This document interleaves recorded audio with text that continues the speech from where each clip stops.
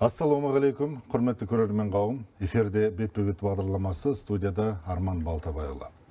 Мемлекет басшысы Қазақстан халқына жолдауында алдағы реформаларды сапалы әрі толық жүзеге асыру өте маңызды және оның табысты болуы мемлекеттік қызметшілердің біліктілігіне, жауапкершілігіне және саяси ерік-жігеріне тікелей байланысты деген болатын. Яғни, елдің болашағы мемлекеттік қызметшілердің қолында десек, артық айтқандық болмас.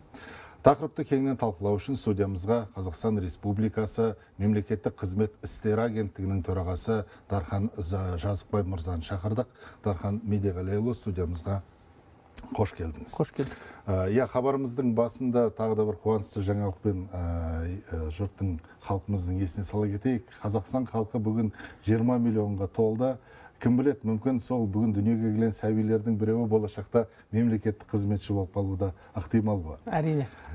Сонымен, мемлекеттік қызметшілердің біліктілігін, жауапкершілігі мен саяси ерік-жігерін жоғары деңгейге беделін көтеру үшін агенттік тарапынан қандай іс-шаралар қолға алынып жатыр?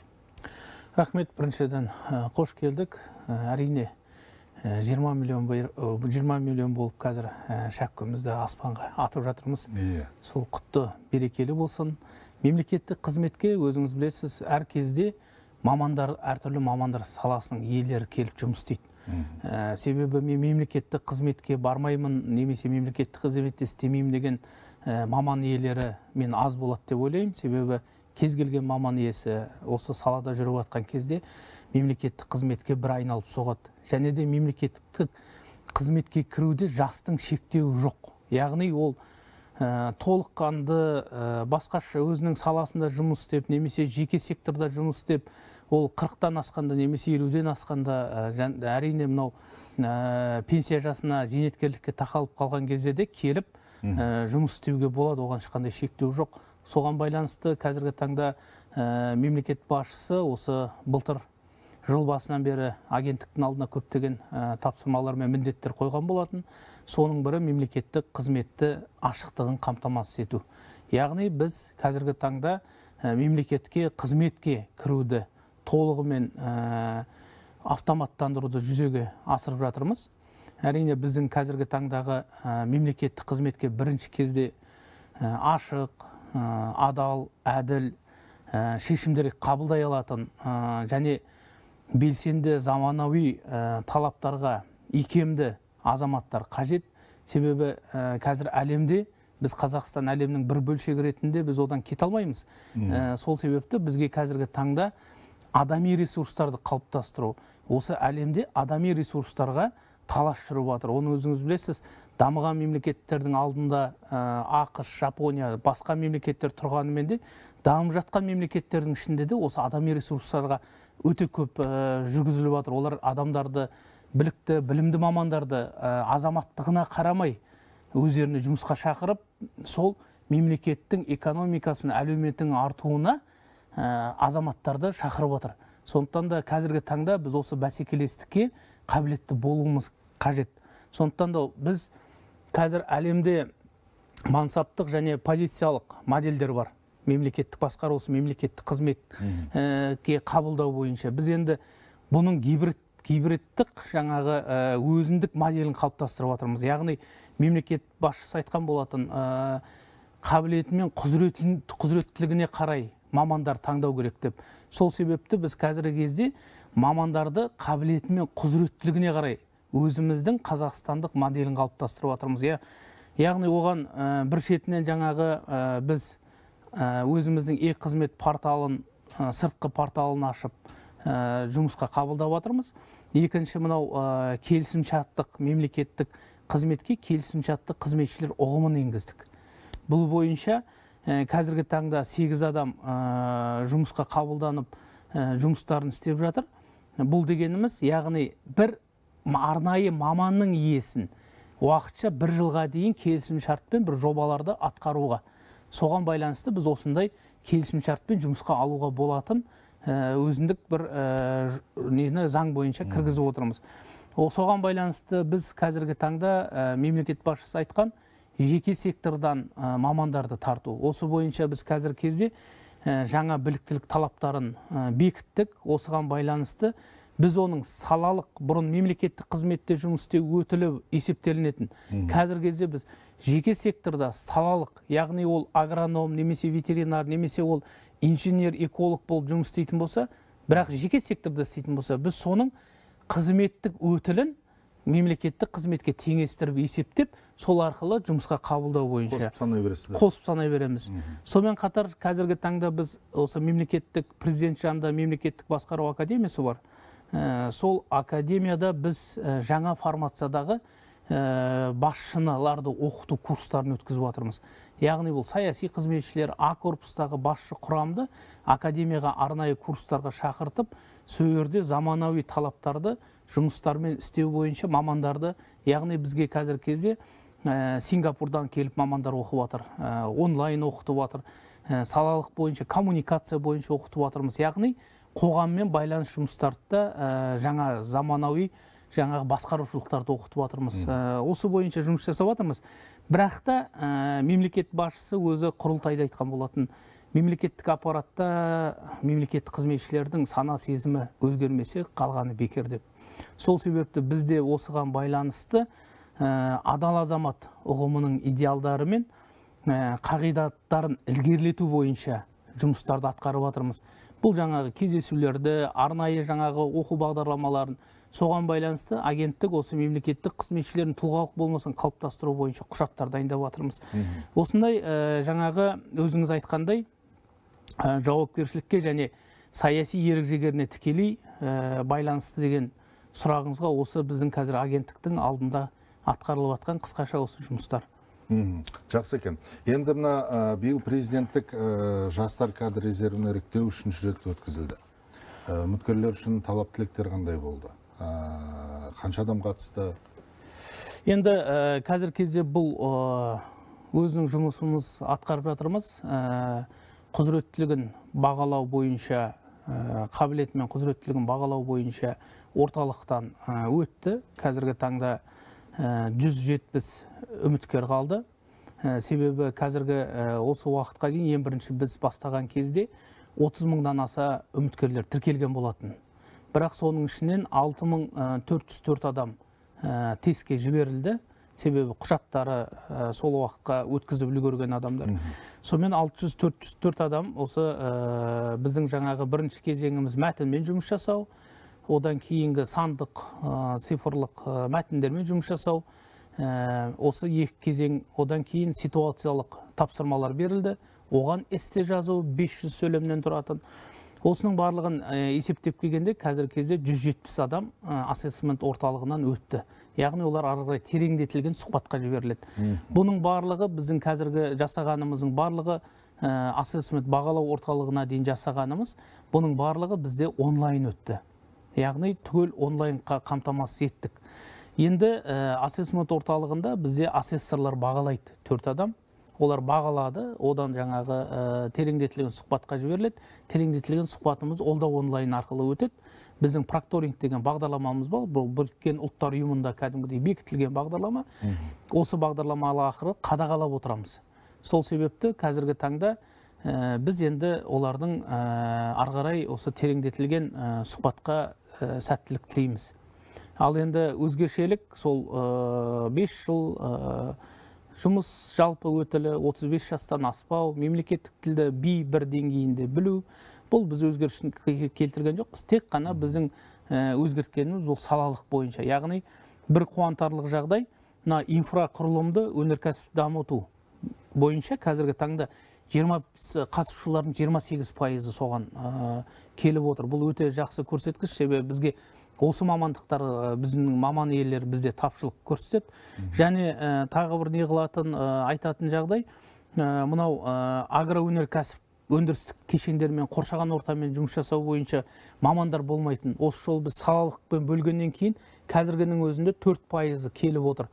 Яғни бұл да біздің мемлекеттік басқаруға араласатын мамандардың тапшылық мамандардың иелері қатысып жатқаны біздің көңілімізді көншітіп отыр қазіргі кезде. Бұл жаңа сіздің айтып отырғаныңыз ассессмент орталығының алдын ала болжамдары ма, әлде бұл қалай? Иә, бұл осы біздің жаңағы қатысып отқан біздің өзіміздің жаңа статистикалық болжамдарымыз. көрсетіп отқан, осы болжамдар бізге статистиканы жасап отырмыз, сол бойынша көрсетіп отыр. Иә, жақсы, енді бұның алдыңғы жылдары да осындай байқаулар өтті ғой. Содан жаңа қаншама жас өтті. Олар қазір қайда жұмыс істеп жатыр? Сондай ақпарат бар ма сізде? Иә, қазіргі таңда бізде 350 резервшіміз бар ғой. 2019 жылғы қабылданған, 21 жылғы қабылданған. Солардан 350-дің қазір 269-ы орналасты. Яғни 77%-ын біз жұмысқа орналастырдық. Бұның ішінде жаңағы мемлекеттік органдар, орталық органдарда бар, жергілікті атқарушы органдарда бар. Сонымен қатар оның ішінде бізде жаңағы ұлттық компанияларда жұмыс істеп жатқан бар. Осы біздің жалпы орналастырып жұмыс жасап жатқан резервшілеріміз ішінде өте қазір жұмыс деңгейін жақсы деңгейде көрсетіп жатқан президент жастар кадр резервінің белсенді, жақсы, адал, таза қызмет етіп жатқан азаматтарымыз бар. Біз олармен сенбі сайын кездесіп отырамыз. Әрине олардың ұсыныстарын алып отырамыз, өзіміздің ойларымызбен, пікірлерімізбен бөлісіп отырамыз. Өткен аптада мен өзім жастар кадрлық резервпен кездесіп, олармен пікір алмастық, осы мемлекеттік басқару, мемлекеттік қызмет бойынша олар өздерінің ұсыныстарын берді. Сондай осындай жаңағы кездесулер өткізіп, олардың жаңағы арғарай мансаптық лифті бойынша жұмыс жасау бойынша, немесе өздерін ұстау, қадағалау бойынша біраз пікірлермен алмасып отырамыз. Ол бойынша жұмыстар жүргізіліп отырады жүйелі түрде. Олар біздің тек қана бізбен емес, сонымен қатар бірінші басшылармен, оның алдында ұлттық экономика министрімен кездесті. Одан алдында самұрық қазына фондтың басқарма басшысымен кездесті. Осындай жұмыстарды жүйелі түрде жүргізіп отырамыз. Мына мемлекеттік қызметке тек Қазақстан азаматтары ғана кіре ала ма, жоқ әлде шетел азаматтарды бізде жұмыс істей ала ма, мемлекеттік қызметші? Жоқ, бізде заңда көрсетілгендей, Конституцияда кез келген Қазақстан Республикасының азаматы мемлекеттік қызметке жұмысқа кіре алады. Егер ол басқа заңдармен көрсетілмесе, яғни басқа заңдарда бар, ол қылмыстық ісіне байланысты кіре алмайды, басқа да жаңағы денсаулығына байланысты шектеулер бар, заңмен көрсетілген. Ал жалпы Қазақстан Республикасының азаматы. Ал енді мынау жаңағы біз айтып отырған салалық бойынша мынау шетелдік азаматтарды белгілі бір уақытқа жаңағы консультант ретінде, немесе жаңағы кеңесші ретінде оның өзінің тәртібі бар. Сол тәртібі бойынша жұмыстарды атқаруға болады. Оның өзіндік бір ережелері бар. Жақсы, рахмет. Мына мемлекеттік қызметте өсу үшін жалпы кадрлық резервке кіру міндет пе? Сатылай көтерілуде меритократия заңдылықтары сақтала ма? Мен сізге жаңа айтып отқаным сол, басында бізде мынау 2016 жылдан бастап осы былтырға дейін бізде мансаптық өсу, яғни карьерный рост дейді ғой, мансаптық өсу болды. Біз осыны қазір өзгерттік. Былтыр 4 заң қабылдадық. Соңғы осы заңды биыл 2023 жылы наурыз айында өзгерттік. Біз гибридті, яғни біз мансаптық және позициялық деп аламыз. Енді мансаптық деген бұл жаңағы өзінің, біз биыл мысалға мынау студенттерге бердік қой. Бұлар мектеп, университет бітіргеннен кейін өзі ауылдық және аудандық деңгейдегі әкімнің аппаратына төменгі лауазымға барып, тікелей конкурстық тест тапсырмай, тікелей іріктеуден өтпестен тағайындала алады. Яғни бұл өзінің мансаптық жаңағы арғарай өсуін қамтамасыз етуге болады. Яғни бір 2-3 жыл аудандық деңгейде, одан кейін облыстық деңгейде жасауға мүмкіндіктер береді. Бұл жаңағы одан кейін біз былтыр бағалауды биыл енгіздік. Бағалаудың 4.90 қорытындысы бойынша жақсы, тиімді нәтиже көрсетіп, тиімді мемлекеттік қызметші десе, конкурстық іріктеусіз тікелей жоғарғы лауазымға тағайындалуға болады. Мен осындай жаңағы мүмкіншіліктер беріп отырмыз меритократия бойынша. Және тағы бір айта кететін жағдай, бұл жеке сектордан мамандарды тарту. Яғни біз кірмейтін адамдар жеке секторда, егер ол өзінің саласы бойынша жаңағы ғылыми зерттеу институтында, немесе жаңағы басқа жеке секторда жұмыстарда істеп жүретін болса, салалық маман болатын болса, біз соны тікелей жаңағы агенттіктің келісімі бойынша жаңағы басқарма басшысы, жергілікті атқарушы органның, немесе жаңағы мынау орталық мемлекеттік органдардың жаңағы директорлығына, немесе жаңағы комитет төрағасының орынбасарлығына. Бұл бойынша қазіргі таңда мен жаңағы бірінші айтып өтетіндей 77 биыл осы июльден бастап кірістік. Қазіргі уақытқа осы 3-4 айдың ішінде 77 түлегіміз ауылдық және аудандық деңгейге барып жұмысқа орналасты. Біздің жаңағы өзгерткен заңымызға байланысты. Ал енді тікелей тағайындау бойынша жеке сектордан тартып тағайындау бойынша 287 адам тағайындалды. Міне осындай жаңағы біз өзіміздің осындай гибридтік жүйедегі жаңағы мына бірінші басшылардың кадрлық саясатқа адами ресурстармен жұмыс жасауына мүмкіндіктер беріп жатырмыз. Бұрын карьерный рост деп қатып қалған бізде, яғни мансаптыққа өсу деп. Қазір енді біз гибридтік жаңа позициялық жобасын өзіміздің де қабілеті мен құзыретіне қарай адамдарды салалық бойынша тартып, жаңа қан айналымы дейді ғой. Соны қазір кезде жұмыстарды атқарып жатырмыз. Соған байланысты біз тек қана ашықтық бойынша e-қызмет жүйесін жаңғырттық, яғни сыртқы порталды аштық. Мен айтайын, бұл адами факторсыз, таза. Біз қазіргі таңда тестті қазір кезде 9 заңмен тапсыратын болса, біз онлайн бойынша 4 заңға дейін кеміттік. Одан кейін құзыреті мен қабілетін бағалау бойынша тест өтеді. Одан кейін ситуациялық тапсырмаға байланысты эссе жазады.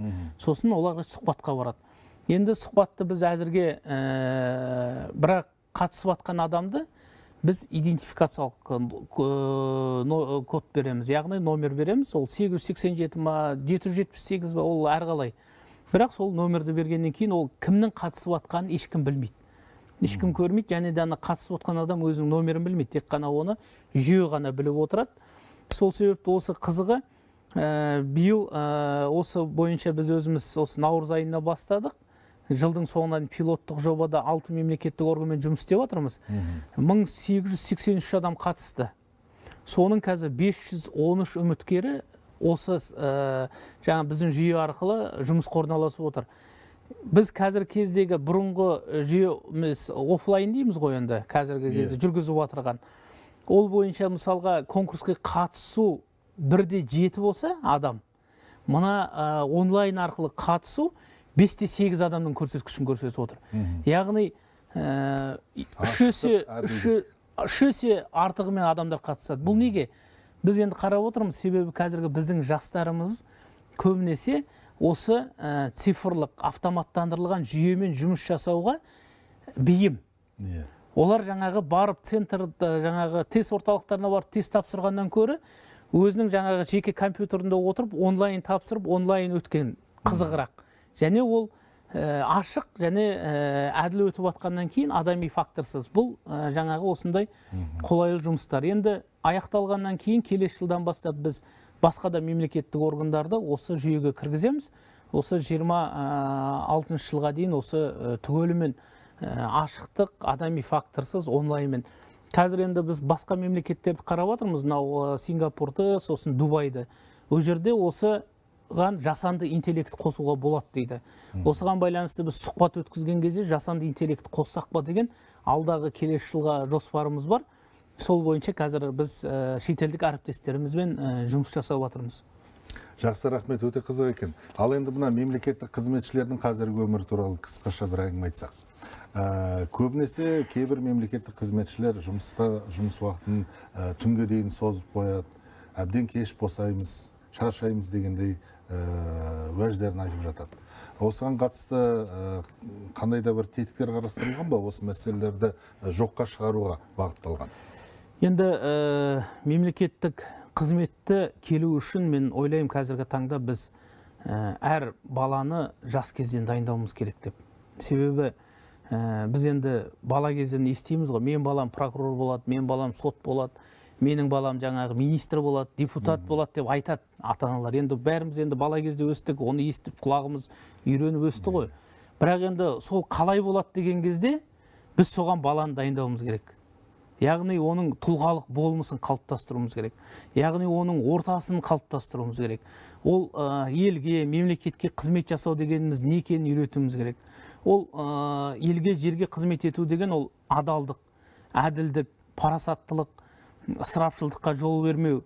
Міне осы қағидалармен біз қазіргі таңда жастарды, балаларды қалыптастыруымыз керек. Сонда ертең ол таза, әділ, мемлекеттік қызметке жұмыс жасайтын, қоғамға, халыққа жұмыс жасайтын біздің мықты мамандарымыз тәрбиеленіп шығады. Осыған байланысты біз қазір кезде жоғарғы оқу орындарының қасынан жас мемлекет қызметкерлер мектебін құрдық. Осыған орай біз қазір ол магистранттармен, докторанттармен, бакалавр оқып атқан студенттермен жұмыс жасап жатырмыз. Мен өзім аймақтарға сапарға шыққанда сол жастармен кездесіп, сол мектептің жастарымен кездесіп отырам. Осы жақында ғана Еуразиялық ұлттық университеттің студенттермен кездестім. Осы бойынша біраз ашық пікір, сұрақтар болды. Ол сұрақтар бойынша ашық жауап берілдік. Міне осы бағытта біз қазір жұмыстар жасқарып жатырмыз. Сонымен қатар біз қазіргі таңда елге қызмет бағдарламасын аштық. Әр аймақтан осы ұлттық арнаның өздерінің жаңағы жергілікті жердің телеарналарынан, яғни сол бағдарламаларда сол жердегі мемлекеттік қызметшілерді эфирге шығарып, олар халыққа жаңа қандай қызметтер атқарып жатқан, қандай қызметтер беріп жатқан, қандай нормативті құқықтық актілерге өзгеріс енгізіп жатқаны бойынша өздерінің әр адам өзінің жұмысын ашық айтып отырады. Сол бойынша сұрақтар қойылып отырады. Енді жұмыс барысын айтатын болсақ, біз қазір кезде мониторинг жасап жатырмыз. Оны біз былтырға дейін бұл еңбек министрлігінде болған болатын. Біз осы мемлекеттік қызметшілердің жұмыс жасау уақытын біз өзіміз агенттікке алдық. Тікелей қазір мониторинг жасау арқылы, скут дейді ғой, пропускной жаңағы өтетін, рұқсатнама өтетін, сол арқылы жаңағы біз көріп отырамыз, қарап отырамыз. Бұл бойынша қазіргі таңда көптеген бұзушылықтарды анықтадық. Қазір кезде біз мемлекеттік органдармен жұмыс жасап жатырмыз. Оларға қандай құжаттар қабылдау керек екен, егер ол артық жұмыс істейтін болса, қосымша демалыс берілу керек. Немесе қосымша, егер экономика болса, қосымша ақысын төлеу керек. Сол бойынша біз түсіндірме жұмыстары жүргізіп, сол бойынша қазір мемлекеттік қызметшілердің құқықтарын қорғап жұмыстарды атқарып жатырмыз. Енді одан кейін мемлекеттік қызметке келген адам дайын болып келу керек. Оның артық аяқ асты, мысалға жергілікті атқарушы органдарда, акиматта, ауданда істеп жатқан мемлекеттік қызметшілер ол көрінбейтін жағдайлар болады. Аяқ астынан жаңағы ситуациялық жағдайлар болып қалады. Аяқ астынан жаңағы тағы бірдеңе болып қалады. Ол түннің ішінде тұрып барып жұмыс істеуі де мүмкін. Ол енді жағдайға байланысты. Енді мысалы карантин кезінде көрдік қой барлығын.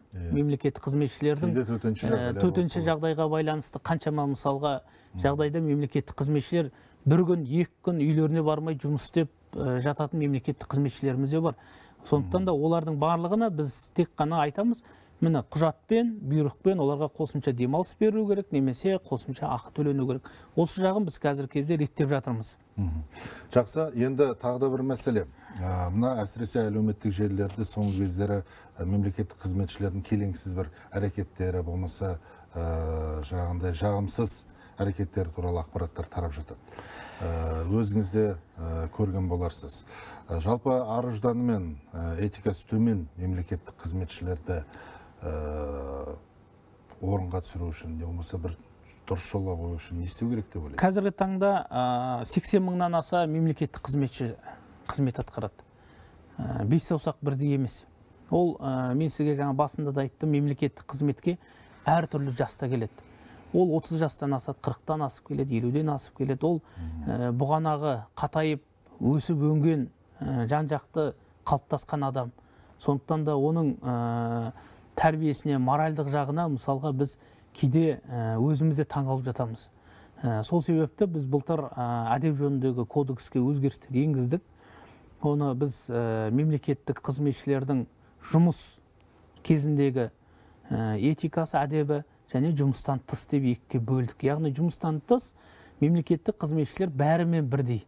Яғни ол жаңағы құқықтарды бұзып жатса, барлық азаматтармен бірдей тікелей жауап береді. Оған біз шектеу қоймаймыз.